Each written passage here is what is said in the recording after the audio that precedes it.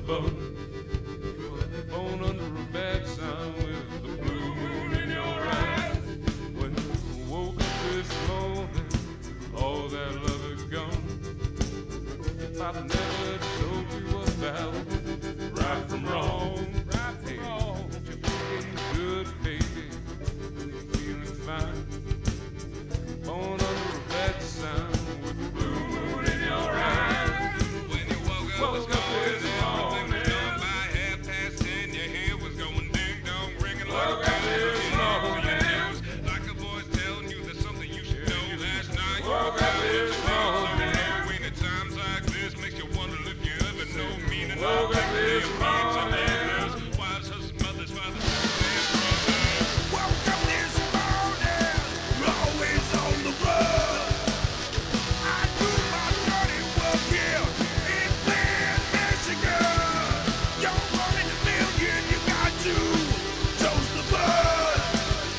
Born under a bad sign with the blue moon in your eyes.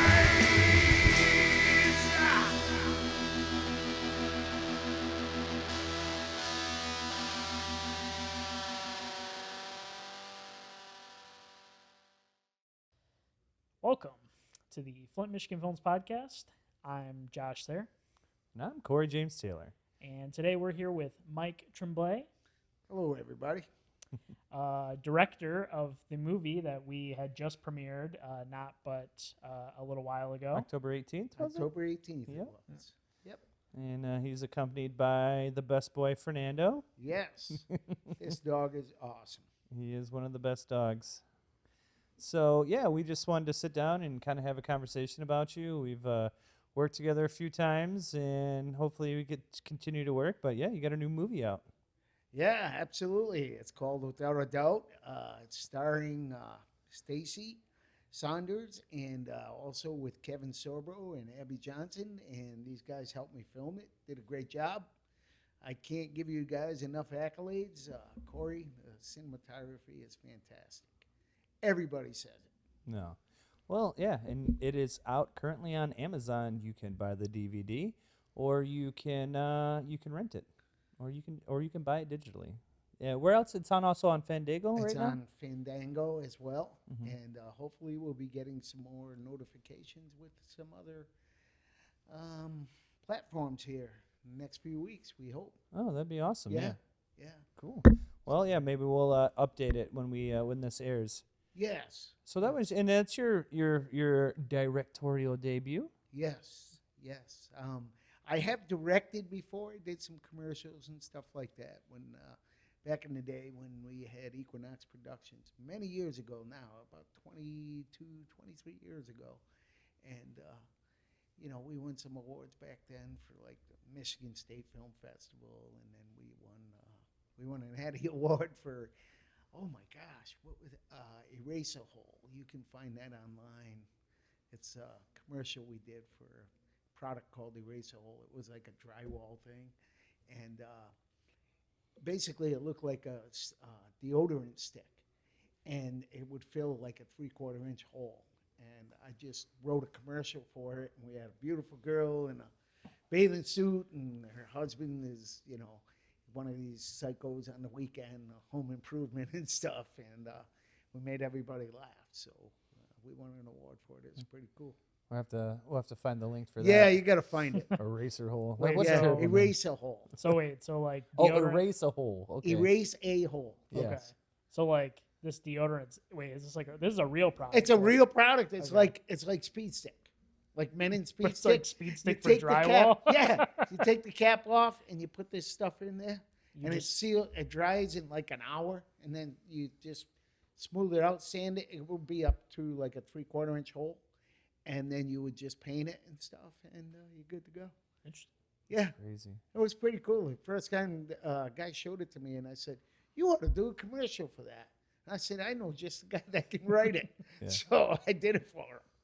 Yeah. So then you've kind of had a journey. How long have you been in the film and commercial industry? I got out for a while. After basically around here, people didn't want to pay to do commercials. They want to give you $500, and it takes you that just in time just to film it, a whole day. And, for editing and all the other stuff. And we really couldn't make any money at it. So, we decided that two of the guys that were owners with me went to California. One of them works now. He's in the special effects and makeup field. And the other one does a lot of work for Sony and stuff like that. So, Nice. yeah. And then I went back to school, finished college, got a real job was working in a hospital and corporate, Found out I didn't like that. I don't really fit in. You know what I mean? Yeah. I thought I would go there and grow up. It didn't work. Right. So I decided to leave the hospital, go back to what I was doing at a surgery center and have more time to write and acting and all that stuff. So I got back into it like in 11. I started acting again and just kind of, then I met people along the way like you and, Dylan Sides and a bunch of other people. And that's how we kind of, and I was still acting all through these years. And then I think it was 2015 when all this stuff occurred with Erica. And she was diagnosed in the whole 9 yards. And I'd been working on another script that I still have, by the way, and that we need a couple $1 million to produce, but we can do it. Anybody out there? Yes. Ideally. Yeah, yes. we'll link to Patreon. Yeah. Big Patreon. Yeah, it'd be a huge Patreon. Yep, but it's an Irish gangster film. But anyway, I was working on that, and I went home to see Erica, and I remember she was renewing her vows, and I remember sitting there, and I had been working on this script. I was actually talking to people in L.A. I had made changes and all this stuff, and I remember it was like something that, Holy Spirit tapped me on the shoulder and says, hey, you're going to write this movie. I'm like, wow, I'm going to do what? Yeah, you're going to write this movie. I can't write a movie like this. Besides, I'm working on a gangster flick right now. Oh, no, you're not. You're going to write this movie. And, I just kind of put it aside right there at the moment. And because, it was a pretty, painful thing the whole family was going through. And, I don't know, a couple of years later, time went by, and I don't even remember what happened with this company and the people, but it just fell through. And then a couple of years later, I started working on the script, and I had some health issues and stuff like that, so I had to wait. And then, of course, COVID came along, put the brakes on everything. And then, Cory and I had worked on some stuff together. And I'd run into Cory. He'd come in where I work, the surgery center, to film different projects. And I just watched him go from doing lighting to doing, next thing I know, he's on the camera. And I'm like, wow, that's really cool, So I just started talking to you about the movie, I remember sending you the script and asking you what you thought.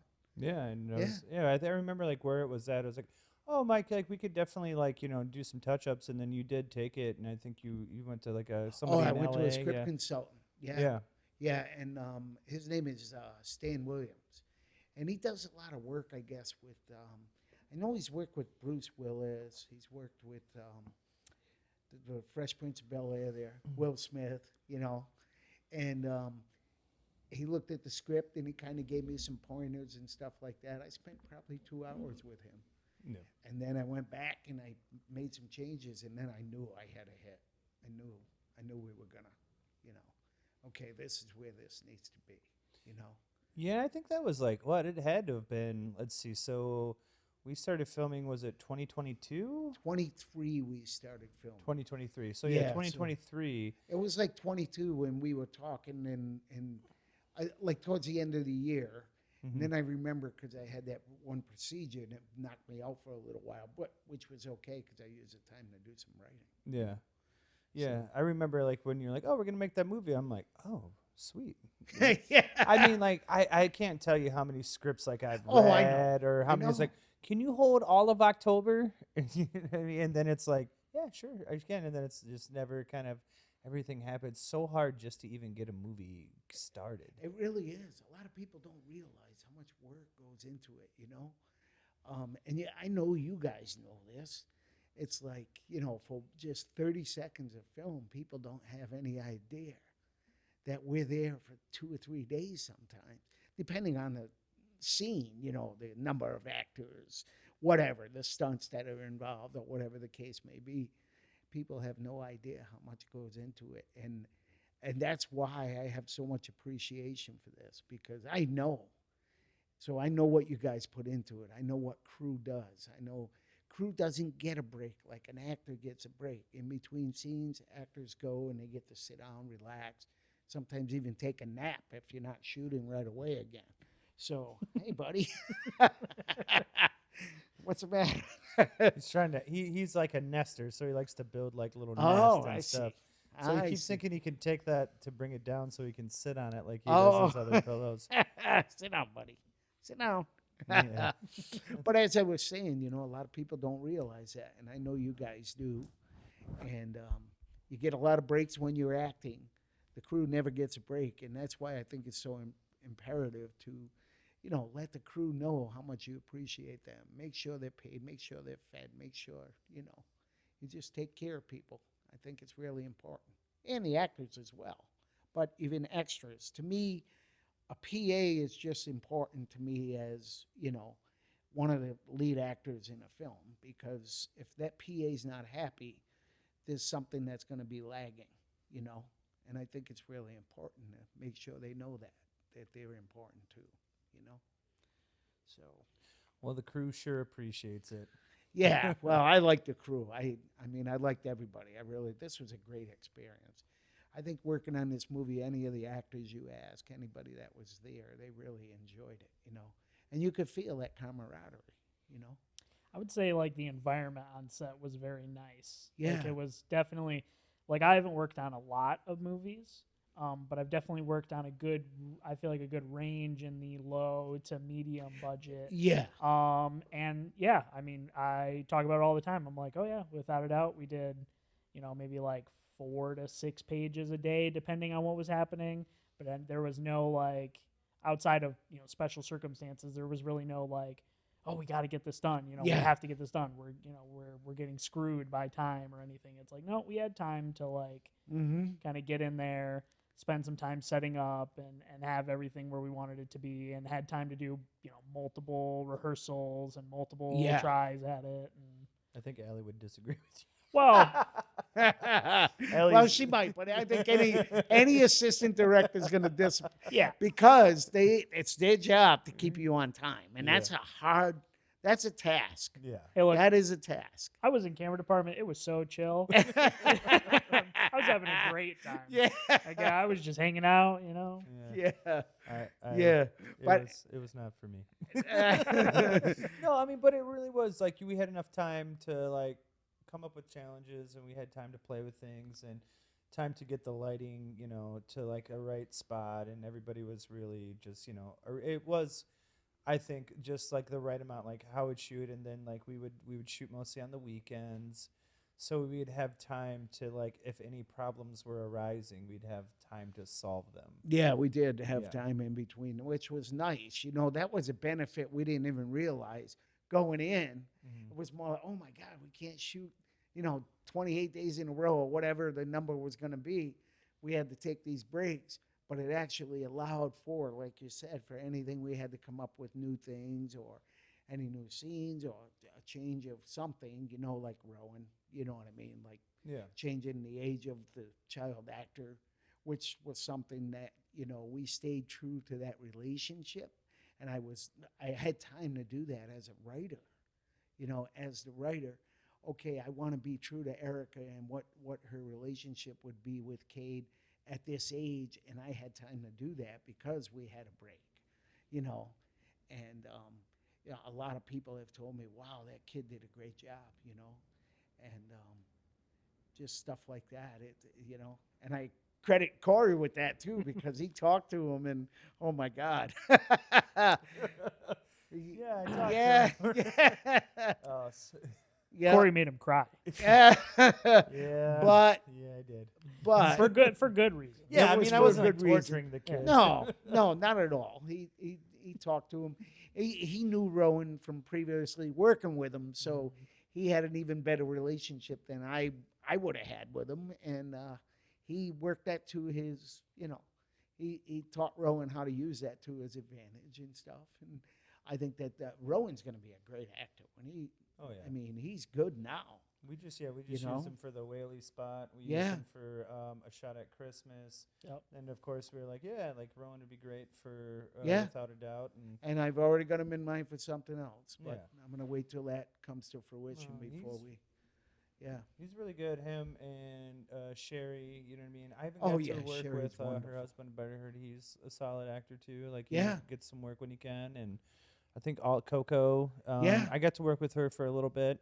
She was really good. She had like really good looks. You know what I mean? Especially for like emotion. She could show like emotion with her eyes pretty well. You know what I Yeah. mean? I think once she, it's just a thing to learn. Like, hey, step here, move there, kind of get this. This is where your key light. And those are just things that you know what I mean. Some actors, even now, I've worked with, and I'm like, you should know this. You know what I mean? Yeah. But like, so it's just a time under tension kind of thing. So how did the story of Without a Doubt come about? Well, basically, I went home to see Erica, and I knew she was sick and everything. She'd been diagnosed. She was in the hospital still, and she already had the baby at that time. So I went home to see her, meet the baby, the whole 9 yards. And funny thing was, I was on the train from Boston to Providence, and I'm working on my gangster script that I talked to you guys a little bit about earlier. And I remember getting a phone call from Diane, the mom, and she said, well, Erica's going to renew her vows this weekend. What? Yeah, they're going to give her the room in the hospital, and we're going to decorate it, and we're going to have a wedding vow renewal. And I'm like, oh my gosh. I said, when did this happen? Because, I had talked to Diane 2 days later. She goes, oh, well, last weekend Erica had mentioned it, and she called me, and she said, yesterday, and she said, okay, Mom, did you get the dresses? And so she was, that's one thing about Erica. Once she decided to do something, she was going to do it no matter what. So anyway, I got there and everything, and I met her that night in the whole 9 yards, and something I put in the movie. I remember Josh coming in after I held the baby in the whole 9 yards, and I knew they were doing the wedding vows and all that stuff. And Josh came in, and it was a date night for them. So we left. And I remember on the way home that night, Diane said, well, on the way to dinner, Diane said to me, yeah, she said, she's going to be healed, and I'm going to write the book and put a book up, And I was like, probably be better to make a movie. But I didn't think anything of it at that moment in time. But I was thinking that to myself, I'm just listening to her. And just to clarify, just for the people who aren't like aware of the movie or haven't seen it, Josh is Erica's husband. Erica's husband. Erica is the one that was diagnosed with cancer. I'm sorry. That's you're totally fine. My niece, and I went home to see my niece because of what was going on with her life, and she had just delivered this baby after going through with cancer and everything. And Diane is her mom, and my brother, Bobby, is her dad. So we were, like I said, we're driving. And then I remember Sunday morning, we went to church and everything, and then we were going to the hospital for the ceremony and all that stuff. And I just remember sitting there while they were renewing their vows, and Erica had little Ella on her chest, and Josh was standing there with Cade. And, there wasn't a dry eye in that room. It was something else. And like I said, I remember getting tapped on the shoulder by the Holy Spirit, like, you're going to write this movie. I'm going to do what? Yeah, you're going to write this movie. I'm working on a gangster movie right now, And, oh, no, you're going to write this. And so, I remember thinking, yeah, I guess I could write it.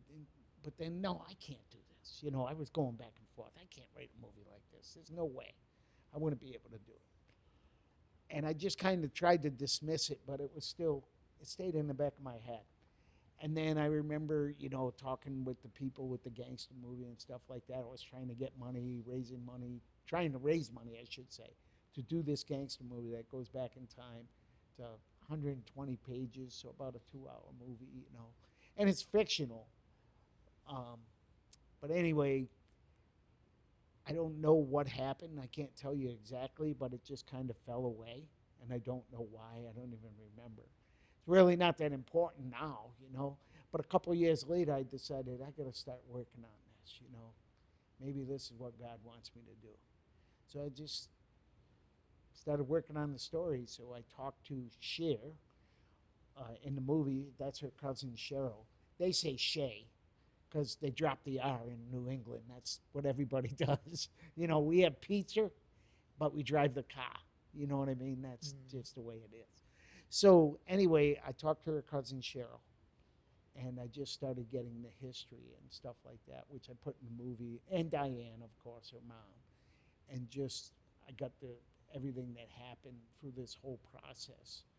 A lot of it from Cheryl. I probably spent about, I'd say 4 to 5 hours on the phone with Cheryl, getting all the details and everything. So after I got it all, you know, penciled out and everything, then I started laying out scenes. And then the funny thing is her brother Ryan in the movie, that's her real brother. And Ryan would call me and say, oh, by the way, I forgot to tell you this. By the way, I forgot to tell you that. In fact, his wife Elizabeth is a Shakespearean trained actress. And he neglected to tell me that until like 3 weeks before we were filming. And I said, what? I said, are you kidding me right now? You never told me this? It might have been important, you know? But obviously, Elizabeth, I mean, you guys saw her on camera. She was very comfortable. She did a great job, you know? She was great. Yeah. And I think she added something to have with when she was in scenes with Ryan. Yeah. And that was her best friend, right? Erica's best friend? That was one of Erica's friends. Yeah. She met Erica before she ever knew Ryan. And her and Ryan met, and she had no idea Erica was his sister until Bob and Diane showed up one night when they were both performing. And that's when Elizabeth put it together, and that's how they got together, you know. Yeah. That's a pretty cool story, actually. That was really cool. Yeah, yeah. And then, of course, well, you guys know from there, I mean, while all this was going on with Erica, Ryan and Elizabeth got married and everything, and they had like a 2% chance, 1.5 to 2% chance to get pregnant. And they ended up going to Rome on their honeymoon. The Pope blessed their marriage, and then they got pregnant with triplets, the 3 boys in the movie, you know, and they weren't supposed to be able to. And Erica, when they told Erica about that, they said, yeah, we only have a 1 to 2% chance to get pregnant. She said, don't listen to the doctors. They don't know what they're talking about. It's up to God. And that's why I put that in the movie. You know, that was all true. The opening scene with her, she delivered a baby for real. That whole thing was word for word the way Diane told me. That is exactly what happened. The 2 Robs and the whole 9 yards. I thought that was hysterical. Like, how could I leave that out? You know what I mean? So how did I mean, I remember us talking about pre-production, and you were like, oh, we're gonna shoot this, and it'll be fine if we just like kind of use this corner. I remember texting out, and I was like, Mike, that'll never work. And then I remember, yeah, I do remember that. And then I said, Cory, what if we put up a fake wall? What if we get a wall with a door? Oh, that's a good idea. That might work. So the next day I went around and I started calling people because I knew I've worked in construction and stuff, and I know that you can get, you know, walls, temporary walls and stuff. And I reached out to a guy, and next thing I know, boom, it was, okay, we got it. And then it was like, okay, well, now we need something besides just a hospital bed in here. So next thing I know, I'm at Walmart getting a couch. And now, you know, the budget's starting to go up, but it's like, okay, but that's all right. We need this. We got to have it. And it just, you know, from there, everything was just, I don't know, it just took off. And honestly, I never questioned it. I was just like, okay, God, you know, this is what's got to be done. This is what we need to do to make this happen and make the film that much better and really get the quality. And I know even when I sent you the pictures after Baker and I had got the room all squared away and got it all decorated, you were like, wow, Yeah. you know?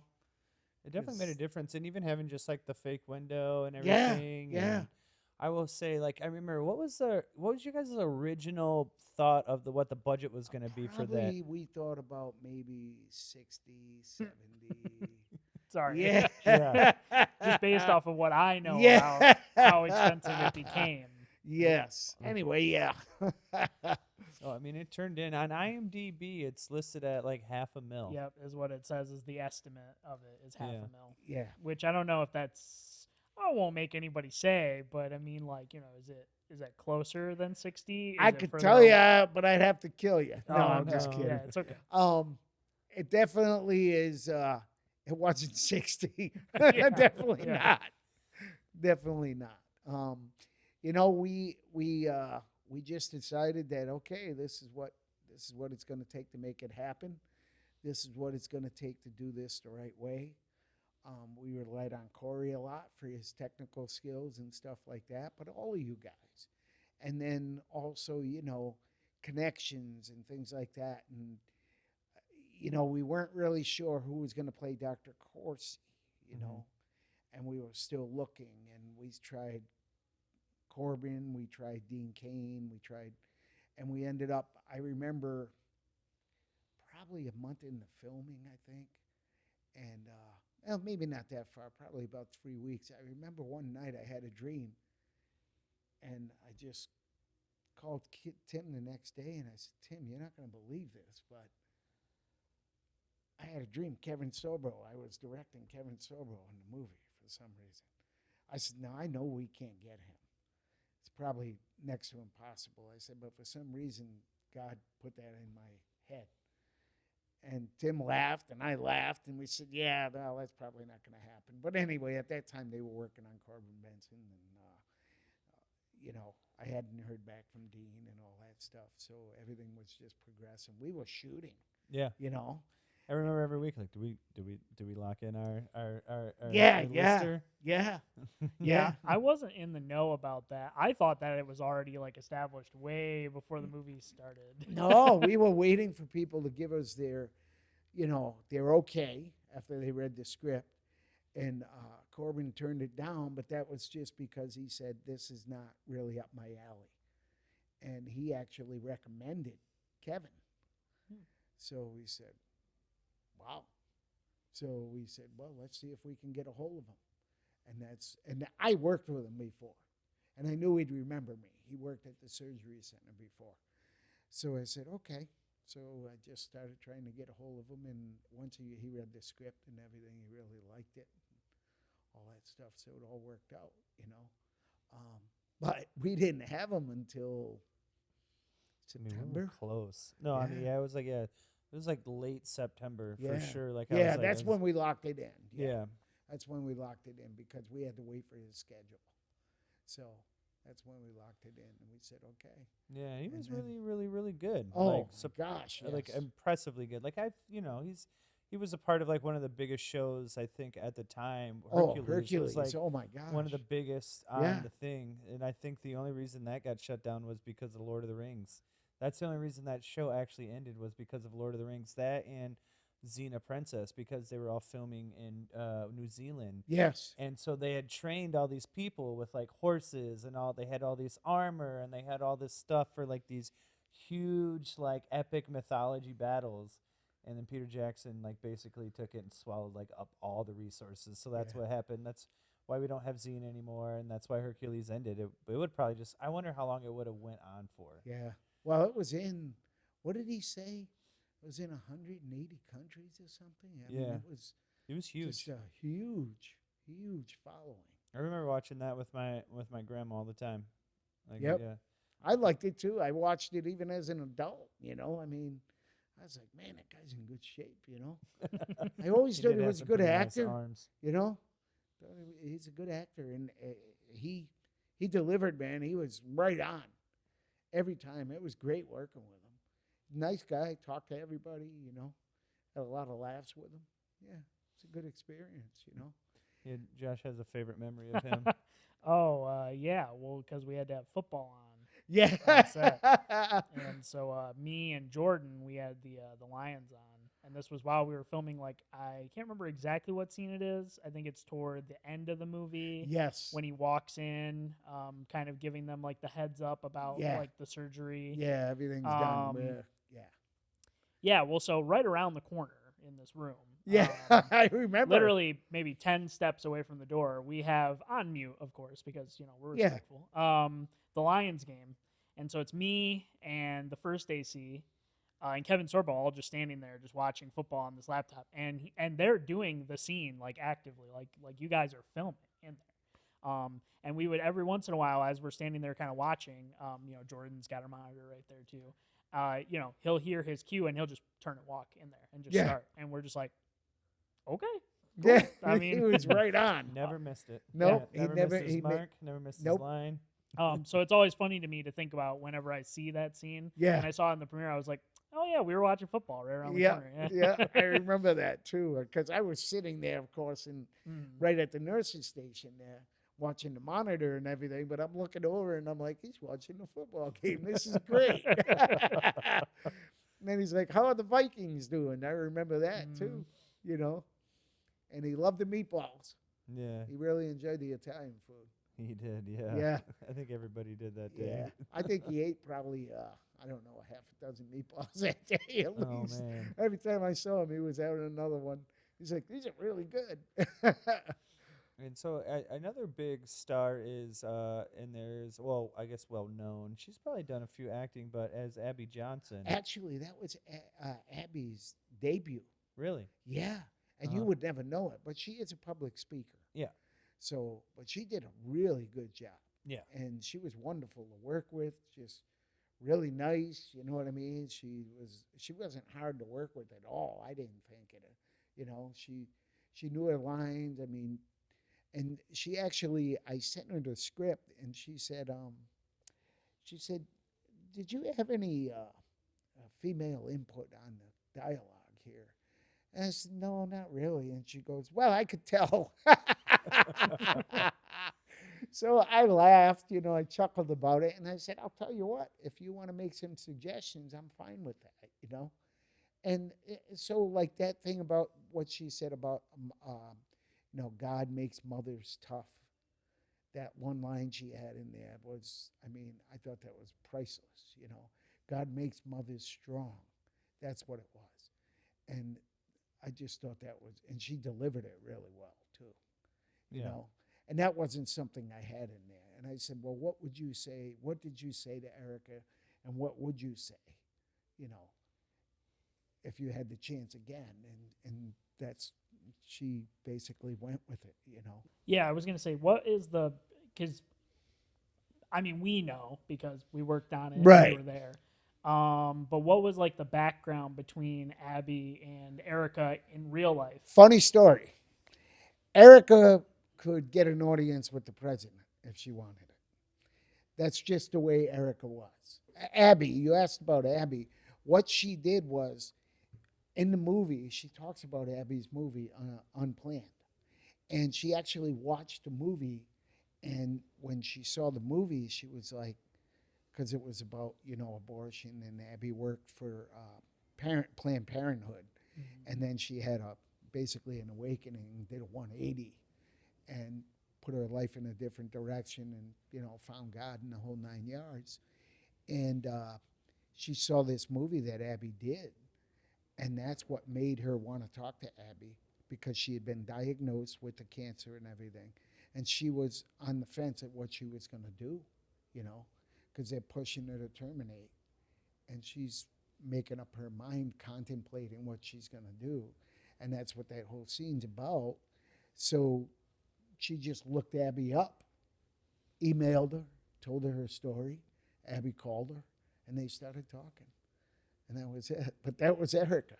She was not afraid to approach anybody. She was very, just really outgoing, really high energy, which is part of the reason I cast Stacy, because Stacy reminds me so much of Erica. You guys talk to Stacy on the side, and Tons of energy.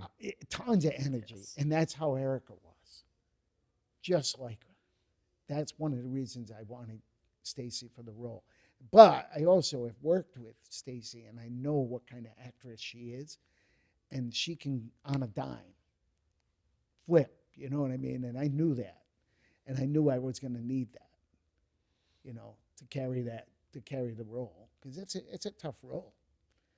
Yeah, you're mean, you're on all the time, basically. Yeah, It's yeah, really, it's a tough Yeah. role, you know, and I knew that. And it's all like, because she spends a lot of time like just in that bed. Yes, You know what I mean? Like, so it's all her. She can't use any tricks of no, acting no, or anything. everything was her facial expressions, the way she carried the role. I couldn't have asked for anything better than that, you know? I mean, I know you were behind the camera, and what I was seeing on the monitor was like, wow, you know, she really hit it. She hit every note, you know? And she even added stuff that she brought. Just, you would not get those nuances with just any actress, you know? I thought she did a great job. You did a really good job. And she was going through her own health issues. Yeah, during she that. was, which I don't know if I should really divulge too much here, but yes, she was. Yeah. She was. Very, like, not as similar to Eric, No. but in the same vein. Yeah. Yeah. And she actually tried to keep it hidden from all of us because Mhm. she didn't want to have to postpone shooting. Yeah. And God so bless her. it was really interesting. I think I always felt like that kind of lended something to it. You know what I mean? Yeah. Yeah. Yeah. And it did because it wasn't her first you know, Yeah. experience. Yeah. So, yeah, she's a trooper, man. Yeah, really, really good actress.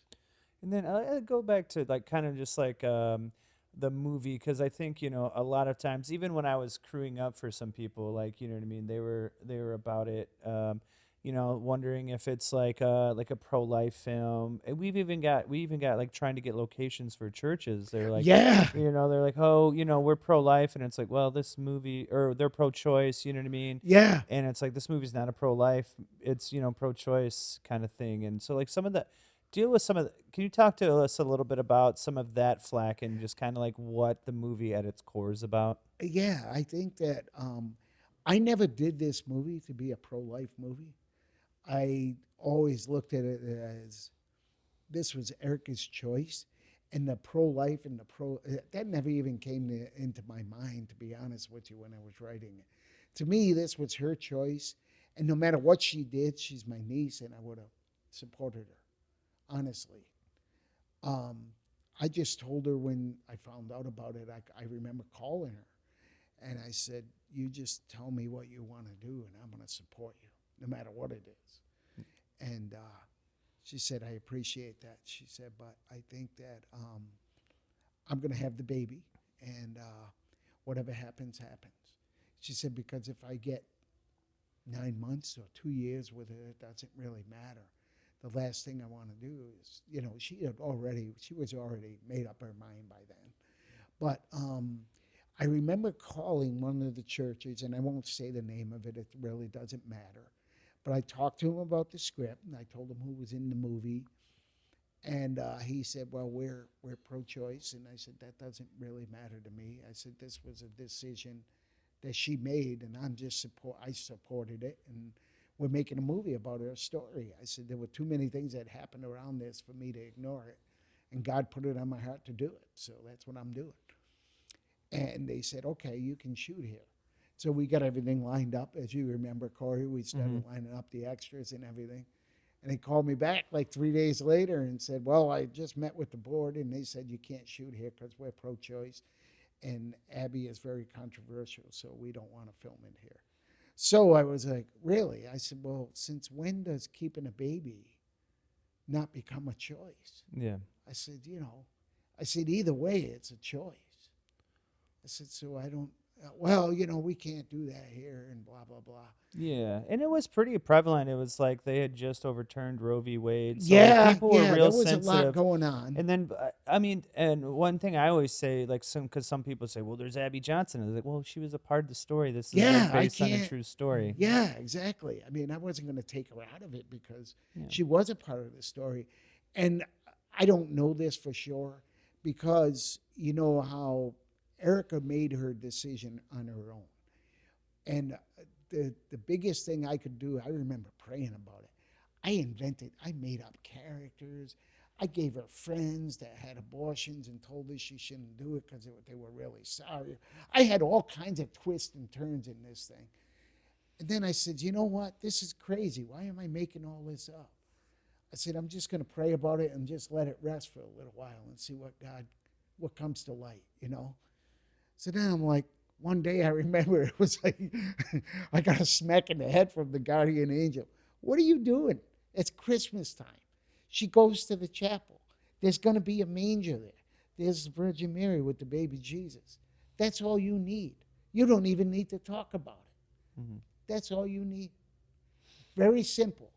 See, God doesn't do things big and extravagant. It's always subtle. And I was like, oh my gosh, what have I been thinking all this time? I'm telling you guys, I could take you down a rabbit hole for 2 or 3 weeks and tell you all the different ideas that I had come up with to come up with a reason why she made this decision. And then it was just that simple. She just looks at the manger, and that's it. She makes up her mind at that point. And then in the next scene, she's in with Dr. Corsi, and she tells him, I made up my mind. No, I'm going to have this baby, and God's going to wrap his arms around it and protect it. And that was it. And that's exactly what she did. She went to the doctor, and doctor told her, yeah, we want to terminate your pregnancy. We're going to start chemo, radiation, blah, blah. Oh, no, you're not. No. And that's, so that was like verbatim what happened. Really cool, Well, yeah, and I always like that there's like a point in it is with the mother, with Erica's mom, Yeah. Diane, where like Diane's pretty like Catholic. Yes, and very And Catholic. is basically asking her daughter to get an abortion. You know what I mean? That was really hard. In fact, Diane did not want me to put that in the movie. She said, you can't put that in there. Yeah. I said, Diane, yes, you can. I said, any mother would feel this way. I said, any mother you talk to would feel the same way. I said, you have nothing to be ashamed of. Of course, she didn't want me. And I made her come to terms with it. I told her, I said, she loves that show, This Is Us. Mm-hmm. And I said, look at that show. You see all the controversy they have within the family and stuff. I said, without that, it's not a show. I said, but people, when they really talk about their feelings, I said, those are true feelings. You have nothing to be ashamed of. Any mother would have felt that way. And then she was okay with it. Yeah, and it becomes about like two mothers fighting Yeah. for their daughters. Yeah, and that's that correlation was just, and that line where Tim said she's fighting for her daughter just like you. Tim added that line, which I thought was beautiful. It couldn't have been said a better way. Mm-hmm. Tim was studying his lines, and he called me up and says, hey, I had an idea. I said, I love it. Yeah, well, I'll change it right now. Yeah. Because I think this is all a collaboration, even with you guys, And like you, I remember when you suggested going back to the flashback of Ella, or Erica when she's a little girl, and Ella is playing her when she was on the riverbank, which that was beautiful because we went from winter to thunderstorms in the summer and then back to the winter. You know what I mean? It was cool. It was a very good idea, very good idea. And it's, like I said, it's a collaboration with everybody. I don't feel like it's all me. Fortunately we had the blessing of God on this whole thing and just guiding us through it. I really believe that, and I would say that till the day I die, Well, since we broached it a little bit, it's interesting because I did also see, obviously, with the premiere, we saw a little bit of that, like, I wouldn't say like a little bit of that skepticism around like the messaging of the movie or anything like that. And it's interesting because I took that with me when I watched the movie in the premiere. And of course, I had seen like an early cut of the movie. Yes. Anyways, I kind of took that skepticism with me, and I was kind of like, well, I'll watch it with like a little bit of like an eye out for that sort of thing. And honestly, it's funny because when I watched the movie, I thought it was interesting. Almost any time a character is like broaching the subject with Erica in the film, they do kind of fall back on this like, well, it's her choice. Like, look, I'm going to support what she chooses. It's her decision. It's her choice. We support her regardless. And so I kind of like that made me. I think I remember talking to you where we were in the car and I was complaining about people where I was like, I feel like it's kind of dumb to say like, oh, this is a pro-life film, and I was like, I'm pretty sure they say choice more often than I don't even know if they even say like any sort of like pro-life phrasing at all. Like it really does just end up being choice the whole way through. Like it was her decision. She made that choice, Yes. and everybody stood by her. Yep. you And know? I deliberately, It felt deliberate when I Yeah. was watching it. It felt I deliberate. It felt deliberately like you were left that kinda, out because yeah. I didn't feel that I had any right to, you know what I mean? Yeah. Because she told me this was her choice, but this was her choice for. She may choose different. Who knows? Sure, right. Who knows? She might do the same thing. Who's to say? Mhm. But it makes you think, and it makes you think about this whole family experiencing this, going through this, and they're riding this wave with her, which is, in a lot of ways it's awful. Yeah. But in a lot of ways it's also a beautiful thing because you see the love and the hope that they still have, no matter what's going on. They still go back to, and that's really what it's about, And if you're not a believer, to me, that's okay. It doesn't matter. This is just what happened, and it's based on that true story. So, I didn't like do this to make a statement. That was never my purpose. It was never my, I just thought it was a good story. Then, of course, the elements of the fairy godmother, and, all the other stuff that happened around it, the fundraiser. I mean, you guys don't know, but Erica raised money for kids when she was a kid. She started in the 8th grade raising money for these kids to go to camp with AIDS. She saw it on a Maury Povich show. She started her own chapter in Rhode Island. By the time she graduated from college, she had raised $40,000 for these kids to go to summer camp through her high school years and then through college. And then they had a fundraiser for her, and they raised $41,000 in one day. I mean, that's pretty cool, And I had to take it out because the script was too long. So I had to pick and choose what I was going to keep. But that was the background behind that whole thing with the fundraiser, was basically she got back what she put out and gave, and then a little bit more. So that's pretty cool. I'd say so, yeah. Yeah. Yeah, I think there was like a lot of serendipitous moments in that film, and then just a lot of things, especially like dealing with something like actually happened and having members of the family in the film that actually dealt with it. And oh my gosh. Well, you remember when we shot the scene with Ryan playing Amazing Grace. And, I mean, that really happened that way. Yeah. That was verbatim from what, he told me. That I remember the day it happened. And he called me to tell me she passed, and I was like, wow. It couldn't have been, couldn't have been written any better. You know what I mean? Yeah. That's Yeah, I pretty remember cool. when we filmed that scene. Yeah. Like that from like was- the first strum of the guitar. Yeah. It was like instant. Like, Oh. yeah. Yeah. It still actually like gets to me because I Yeah. remember like the energy in that room because we had Yeah. spent so much time with everybody, and it was a little bit close to like, I don't know, I'd say like 3/4 of the way we were into the film. Yeah, it was Yeah. more toward the end. Yeah. Yeah. And it just felt like the minute that like, pring, Yeah. like just the room Yeah. just sank. Yeah. I remember it too because my heart went, ugh. Yeah. Yes, there was some really strong times that I'm just like, I can't believe that we're kind of doing this, and Yeah. to have Ryan there, And we his relived wife. it with him and Elizabeth.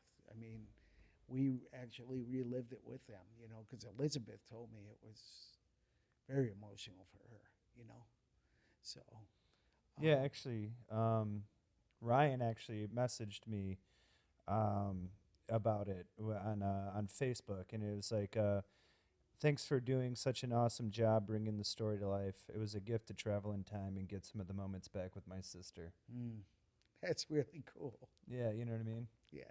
So I think it meant a lot, and even afterwards, I got to talk to Bob, and Yeah. after the preview or after the movie premiered, and he's just was very happy. He felt like it was really cool to see a father who had been through something like Yeah. that to really just, know that somebody had taken that kind of care and appreciation Yeah. for that. Well, I can't tell you how much he praised you guys and appreciated it. He was really, really, really blown away by it, and just, thrown back by just, and, he said something to me, and I told you guys that day they were at my house, and I put the movie in, and I started crying. I had to leave because I didn't want to upset them right away. But as soon as it started playing, and I was like, oh my God, I can't believe I did this for them. You know what I mean? And so that's why I came here that day, to see what they were doing and everything. But it was an excuse to get away. Yeah. And he said to me later, he goes, you don't realize when you live in something like that. He goes, but I'll have to go back and watch the whole thing. He's like, wow. He said, and you guys did such a great job depicting it, He said, I just, and to me, it didn't matter what he said. It was, I just was like in awe that I got to do this for them, And, I got everybody to thank for that. Like I said, it's especially God, because he put us all together. So who knows what we're going to do next, Yeah. I mean, it definitely feels like, I think when you think of films, you're always like, okay, like you would like some return on the investment so we can make the next one. And of course we would like that. But like, I remember like when we were there, I'm like, if this is as far as it goes, like. I don't care. Yeah. I feel the same way. Tim and I have had that conversation many a time. Yeah. And that's why we're just leaving it up to God. We're not trying to force it. And, we just said we just have to let him. You got to be patient and let him do what he does best, And that's a hard thing to do, But I did that the whole time we were filming, Mm-hmm. You guys, I mean, every single day we filmed at the surgery center, I was there early, and I was praying for everybody ahead of time, and just all of us, and especially myself, just to keep my sanity and stay even keeled, and, no matter what happened, just roll with it and just give us the strength to. And I thought that everybody, oh my gosh, I'm so grateful for the crew and everything. I can't tell you guys. I can't say it enough. Yeah, well, we're thankful for you for sure, thanks, and man. for giving us that opportunity, and I mean, just Yeah. I- It's funny. Yeah, that was actually the first movie I ever worked on. So Yeah. Wow. Yeah, if ruined Yeah. it for every other movie. Yeah. I don't know how good it is now. You're like, well, it wasn't without a doubt good. Well, I'm glad that the first experience was a great experience was for you, good. because I could tell you right now I didn't have that, and I know Cory didn't have it. I think there was a moment where like Josh was like, oh yeah, this isn't bad. I was like, you'll probably never have a movie that goes smoother it's than true. this. You did say that to me word for word. You said it's not like this. Yeah, it never goes this way. Yeah, it's we're very lucky. Let's just be thankful, and that's all I kept saying. Yeah, and It up to this was, point, it hasn't been. Yeah. Nope. You know who you are. Yeah. Every crew ever. It's hard to believe that when I met Cory, I think we were doing the movie with the horse, the short for the kids at Mock College, and I do remember. Oh, yeah, is we this were the- buddies. This was Brothers. Yeah, Brothers, Brothers, yeah, we were It was buddies. like a and- Viking thing, right? Yeah. And so I did one day, I think, without you. And then the day with your scene, it was like the first time we had met. I think it was the first day we met. We had a rap party for Transformers. Oh, yeah. 5 the night before. Yes, I remember that. Yeah, and 'Cause you so, told me. Yeah, I was very, very hungover. So the first time I ever met Mike, I was hungover, and I had makeup on the day. Thank God for the makeup person that was there. I had brought my own makeup because I was like, I'm gonna look so green on camera because I was. Not against me. So that was my first, and then I've done it since. But yeah, no longer drinking the night before a student film, at least. Yeah. That was a fun day, though. We had a good time. It was really Yeah. fun. Yeah. And then I saw you. Then I remember I'd run into you on different sets all the time. Yeah. That's how And then you started. I remember when I think the first movie you were doing camera on was the one I went to Grand Rapids for. Oh When I played that cop, the police chief. Oh yeah, And you were that's shooting right. me from way up on that Uh-huh. down below I on the forgot sidewalk. about I that. remember Yeah, that one too. Real American. Yeah, Real Yeah, American. Yeah. that was Yeah. that's crazy. Totally forgot about that. Yeah. So like that was another kind of fun series too, where it's like they didn't have a lot of money, so we would just travel for I think we like 3 or 4 months. We traveled up to Grand Rapids on the weekends, sometimes a Friday, Saturday, Yeah. Sunday, and we just travel back. And yeah, that's funny. I forgot about that. Yeah. Yep. That's a really I think it interesting. took them Did 3 you and a ever- half months to pay me for my gas. It But that was okay. I still enjoyed it. I liked everybody we worked with. And It's funny. I remember all my gear back then fit into like a little Dodge Caliber. yeah. You know what I mean? Yeah, I remember your Yeah. Dodge Caliber. Yes. It's funny. It's like Small world, yeah, man. I couldn't even fit my cameras into the Dodge Caliber. Yep.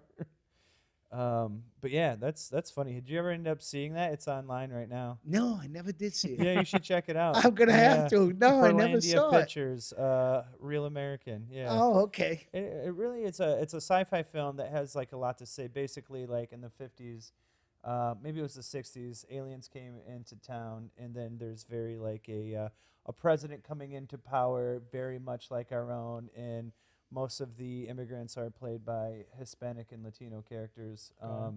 So it's kind of like using illegal immigrants for or illegal aliens for aliens kind of thing. Oh, okay. Yeah, so it's a really good play on that, and I think it and especially like a lot of the relationship with the media.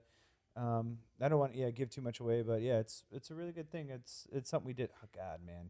I forgot. I'm going to have to check that out. Yeah, it's probably like 8 years ago. Oh, No, yeah. That was a long time ago. Yeah, A long time now. that's funny. Yeah. Yeah, Real American. Check it out. Yeah. We'll link it below. Actually, That was not the shout out you thought you were going to be giving. In this no, podcast. not at all. I was like, oh yeah, I remember that. Yeah. Yeah.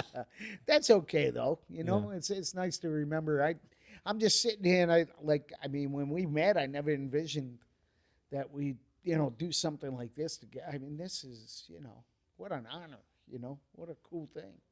Yeah, It's right. just, It was definitely cool to see the movie come to fruition Mhm. and all of the little like nuances to it, the little things that happened along the way. yeah, I really enjoyed this. This was a great experience.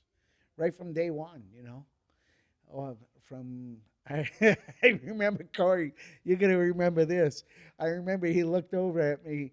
It was a Friday. We were at your house, and we had everything laid out, and we were talking about everything on the Post-it notes. Was this the Post-it notes on the wall thing? Yes. Is that what this was? Yes, it was. Because I remember coming into your house and being like, what's that? What's going on with that? We had Post-it notes everywhere.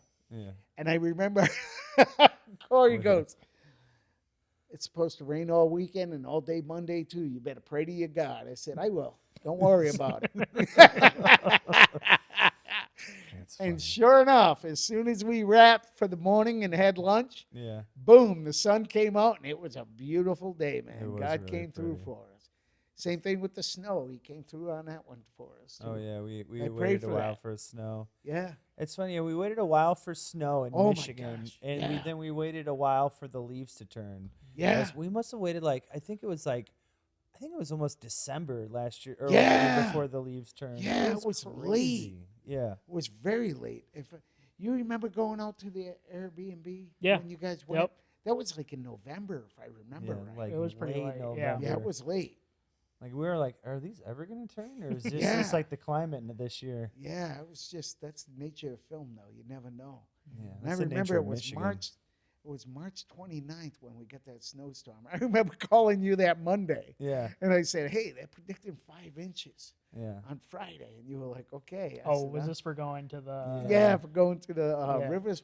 Yeah. There was No, always it's- one too, we always wanted. There's always one shot that I didn't get the exterior of it, like raining and thundering, and it was just like you never knew. Like, oh, I think it's Yeah. gonna rain and thunder, and it's just like I couldn't get out there. When there was like one time it did, and I was like on another set, and I'm like, oh man, I bet you it'd be great. Oh, yeah, and it was. I remember that because I called you the next day and said, did you get that last night? Yeah. And he's like, no, I was on set. I'm like, oh, man. I know. I remember Bummer.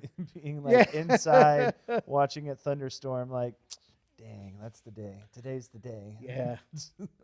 It's very hard to predict that stuff, but yeah, what an experience, though. So I've got a question for you on a kind of a different note, maybe a little bit of a topic change. So of course that was the first movie you directed. How did you actually like get into a position of directing a movie? Like, would you say like being an actor for so long kind of gave you the path to that? Yeah, I think so. And I mean, like I said, I did direct before, but it wasn't nothing of this magnitude. But like I directed some stage at my old church, and I did do some directing for commercials and stuff like that, and writing, acting, especially acting, and it gives you a different respect for the actors, I think, when you're an actor yourself, you know. And like you guys noticed, I told them, don't worry if you don't nail the line perfectly. Just, make it your own. Because I don't like a director that sits, well, you forgot to say the. Or you didn't say you can. You said you could, or whatever, Little things like that, that's not important, man. It's the feeling behind that stuff. And I don't memorize lines. I memorize the feelings. Because I figure the lines, for me, as an actor, if I got the feelings behind the lines, that's more important because you're going to read that in my eyes. And the eyes tell everything. You know what I mean? And that's why I think, and that helped me to direct because I could look at their expressions. And Stacy, that's what I mean by I watched her on the monitor and I was like, I can't ask for anything else. It's right there. It's right in there. You look at people's eyes and you can read their eyes. You can read their emotions in their eyes. That's a good actor. And some people have it naturally, And I think that's what separates the boys from the men, so to say. I really do. I think that if you can't see it in their eyes, they're acting, they get caught acting, And that's why I'm not a stickler for the lines to be perfect every time, because I don't think that's as important as the facial expression, the body language, and all that stuff, That's just my take on it. I'm not saying I'm, Hitchcock or anything like that by any stretch of the imagination, but I really do like to give them freedom. And look what Dale gave us, Dale Hills. Oh my gosh. Yeah. You know what I mean? I just let Dale go. I didn't have to. Dale, like, yeah, I remember when we were filming one of like the ending scene, and like I'm not even on him, you know what I mean? Yeah. Like I'm not even on him, and like I look over, he's like on my right side, and I'm like, Jesus, this guy's acting, and like no camera's like even on him. I'm like, I got to go to this guy first before his tear ducts dry out, kind of. But I mean. So yeah, I mean, I took it and I flipped the whole world because of that. Yeah, I remember that. Yeah, I was like, because you don't want to tell him to stop. Like he's in some Right. zone, you know what I Yeah. mean. So I'm like, keep him there. I Yeah. flipped the world. I don't think I changed very much on the lighting on that either. No, 'cause, you like, didn't. I was just like, all right. I we knew just what gotta you go. were doing Yeah. because you kind of looked at me and okay, I Yeah. got you. I knew exactly what you were doing, and he did such a good job, and you don't have to do a lot because he knows he needs to be in that zone, and he gets there and stays there. Yeah, and he gained a lot of weight for the role. Yeah, he did. That's did. crazy. Like, especially at such like a smaller independent level for him to take it that serious. He must 30, 40 pounds. Yeah. Because I saw him at the premiere, and Yeah. it's just like, Yeah, yeah. He did it. He did. He Yeah. put on weight for it for sure. yeah, And I knew he was going to do it. He told me he was going to do it. But Yeah. I've also seen him lose weight, like down to like 4%, 5% body fat yeah, before for a role. And it was like, wow. The movie we did, it's called Final Session. mm-hmm. Hopefully he's going to have his premiere pretty soon. So Uh-huh. he lost a lot of weight for that, like scary amount of weight. Really, Yeah. It was like, yeah. yeah. It's to me, it's so because I've been on a little weird tangent, but like I've always worked out, you know what I mean, so I could eat whatever I want. Yeah. And then like I started probably like watching what I actually eat probably about 2 years ago, and now like the fluctuation of how much like you can go up, and I'm like, it's just, to me, it gains me another appreciation for people that can dedicate themselves to that. Yeah. It's either the losing the weight or the gaining the weight's probably the fun part, but then you don't feel good about all the weight that Right, you've gained. yeah. You know what I mean? You just don't feel Yeah. good. And you don't feel good when you're really overweight, Yeah. you know, because, I mean, you know, I remember I put on some weight when I was, before one of my procedures I had put on, I was up to like 215, 216. That's a lot for me. I'm only 5'6", you know. So, and I, you know, afterwards I trim right down. But a lot of times medications and stuff like that will do that to you. But I remember coming back from Italy. I was 26 years old. I went over there, was 165, probably maybe 6% body fat, you know. And I came back at 200, Yeah. you know, because I enjoyed myself. I ate a lot. I Mhm. still worked out, but I was eating way too. It took me about 3 months to lose the weight. I couldn't do that today, you know.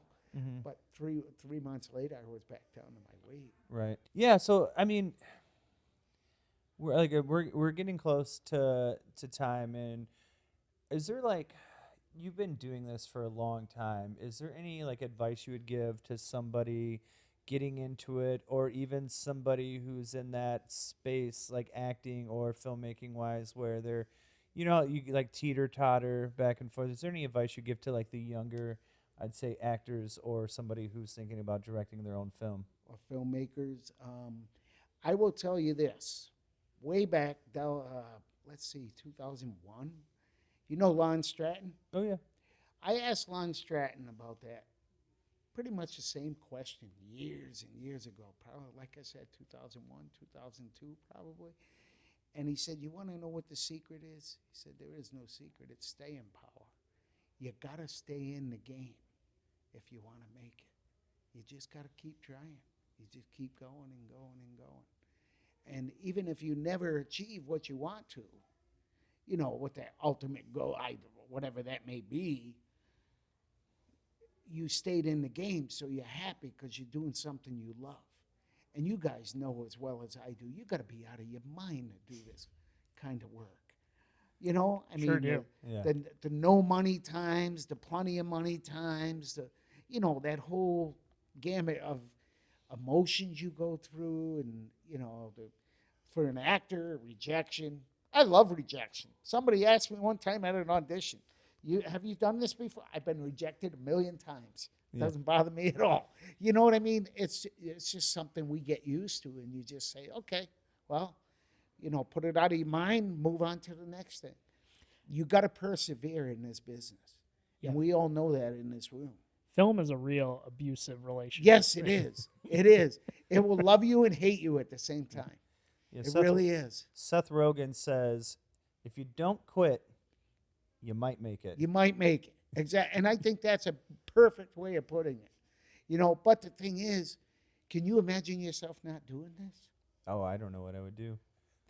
There you go. I remember, because I worked in the industry a little bit here and there and got some big jobs, done a few features, quite a few commercials, music videos. And then I, like, took a job with a company for like producing for like 6 months. And I just didn't care about, like, I just couldn't. Like, I don't know why. Like, it was just going to the same place every day, seeing the same people. Yeah, it was very apparent very fast that it wasn't for me. And I was It still gets young. very ho-hum. Yeah. Yeah, very ho-hum. And this is my escape from my everyday job. Mm-hmm. You know, I mean, I'd like working in healthcare. I like my job. I'm not going to say I don't like my job. But I have a passion for this. Yeah. And that's what keeps me going. That's what kept me up at night, doing the shot list for the next day when we were filming. You know what I mean? Staying up till 2 o'clock in the morning, get it done. You know, get up at 5, go do it again. You know, I mean, if you don't love something, you don't do that. Yeah. for it. Yeah, I always say, I have like a running saying with a bunch of people, like, if I was a millionaire, I'd probably still do this. Me too. You know what I mean? In fact, Me I'd too. probably do it more. Yeah, exactly. I'd have the money to do even more. Yeah. And I would be like, yeah, okay. Make a $5 million feature a year. Yeah, Travel the rest of the time. yeah. Shoot little projects around Yep. Flint. Yep. Do high quality stuff, you know. Yeah. that people will be interested in watching and stuff like that, that makes you think. Then not necessarily gives you an answer, but it makes you think about the answers. I think that's more intriguing for me. You know, when I was young, I thought I knew everything. I don't know anything. I'll be the first one to say it, you know. But that's the beauty of life. If you look at it that way, you embrace it, you know. That's really my philosophy on it anyway. Gavin, Yes, sir. we haven't come to you at all. So me and Josh were there. We've all were there for that. Is there any? So you're one of the ones who have seen the movie. Is there any questions that you have? That's a good question. Yeah, no. So I saw the movie for the first time during the premiere on the 18th. Was it difficult to write about a situation that you actively lived through, and how did you kind of like cope? How did you find the, you know, A lot of praying, a lot of praying? if I'm being honest. I cried a lot. Yeah, of course. I left the house a few times. I remember, you guys remember the scene with the chocolate strawberries? Yo, yo! Yep. And the look on Cher's face Mm-hmm. when she looked at Erica. That was me when I wrote that scene. I had to leave my house. I went down to Flushing Park where we shot. Mm-hmm. I sat on that bench right there by the water. And it was like I was there for probably 10 or 15 minutes just contemplating. I'm like, oh my God, I can't believe she went through this, blah, blah, blah, blah, blah. And it was like Erica walked up behind me and smacked me in the back of the head. Uncle Mike, I'm okay. Get back to writing. It's all right. I'm fine. You need to get back to writing. Go back to doing what you were doing. And that was probably that's one of my most vivid memories of it. Yeah. Because that was the first time it really hit home that, holy crap. And Cher had told me about that whole thing.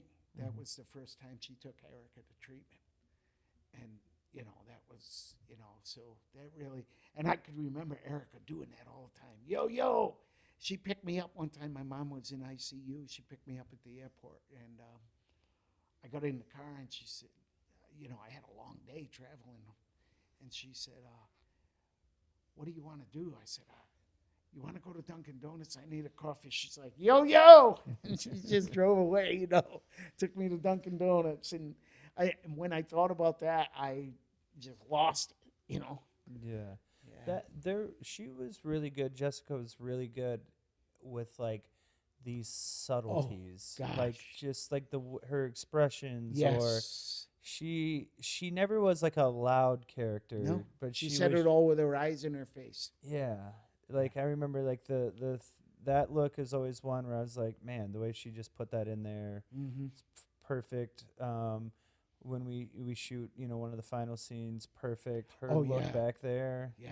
you know what I Oh mean? my gosh, that was perfect. The scene when they all get together in the kitchen and the Yeah. house. Yeah, that was good too. That was really. Yeah. She just really, she's got a good. She's good. She's Yeah. really good. And I worked on Courageous Love with her, Mm-hmm. and I was a villain in that. You know? Oh yeah, and Mike, you play villains a lot, actually. Yeah. But I remember, like, I was so mean to her. You know what I mean?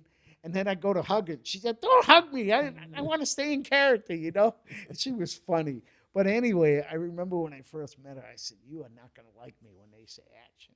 She goes, "Well, I already don't like you." So I said, "Okay." But we had a good time working together. You know, she's good. Yeah. She's really good. Jessica is, and she's good people. You Yeah. know, good people. And then I mean, all the actors were phenomenal. Cheryl. Oh yeah, Cheryl was, wow. Yeah. Talk about hitting an emotional crescendo. Wow. Yeah. She had. I remember. I feel like I had some of like the most like. I feel like I just was like torturing her sometimes because I was like, "Can you do that again?" She's like, "Again? Again, yeah. Just one more time." Yes. Her tear ducts got some overtime, and that Oh one, yeah, that's for sure. Yeah, she really did do a good job depicting Diane, though. Yeah. And she's just strong. Diane is really, really strong. She really is. That poor woman's been through. She's had she's been through cancer twice, chemo, radiation twice, and she's a survivor, boy, a fighter, I think that's another thing that I didn't think about when we were making this film, but is very apparent every time we talk to somebody about this film. Is that like everybody has had or knows somebody who has had cancer and either like or has lived through some experience Yep. with it in some point. Yeah, and in fact, one of the things I wanted to do, but unfortunately would have made the runtime too long, was ask every single crew member, everybody in the cast, the names of family members and stuff that they wanted in the credits that had suffered from cancer. Either, they were in remission or they had cancer and they lost them to cancer, whatever the case was. But you know how much longer we would have had to make the credits. And I would have loved to do it. I really would like to make a director's cut and do something like that, just as a tribute to everybody who was involved in the movie. I think it'd be pretty cool, Yeah. But I had thought about that. It would have been nice to do it. But, distributors are going to say, well, Yeah, and we Makes left it a too long. decent amount on the cutting room floor. How long Yeah, was we the did. first cut? Oh, God, we took out about 20 minutes. Yeah, 20 minutes. Yeah, we took out 20 minutes. Yeah. And it was not an easy cut. No, none of it was easy to cut. Yeah. But, I look at it now and I see some spots where we could polish it a little more and stuff like that. But, Alfred Hitchcock always said that a movie was never finished. It was abandoned. Yeah. Because you could keep editing until your eyes fall out, Yeah. and still probably find something after that. Yeah, I think, and too, even like just with editing, sometimes it's like, yeah, we could do this, we could do this, we could do this, like, put it out. You know what I mean? It's Yeah, like, yeah. we're gonna make something else. Yeah, Yeah. we need to finally say, okay, let's move on to the next one, and I think we did a pretty good job. Yeah. I think everybody involved did a really nice job, from the PAs all the way up to the cinematographer and DPs, producers, everybody. Yeah. Well, I don't know if I have any other questions. What about you, Josh? I do have one more question. All So right. through the entire process of the movie, so pre-production, production, post-production, the premiere, all of it, what would you say was like your favorite moment? While filming, while not filming, just of the whole thing, the entire thing. I would say the premiere and seeing everybody's reactions, including, the cast and the crew and how happy they were with the way everything turned out. That was probably the best payback for me. And just being, as far as like the whole process was probably just being able to work with all you guys. I had a really good time. You know what I mean? I want to do it again. I'm ready to do it again. I want, Yeah, we're ready to do it again. Yeah. So, yeah.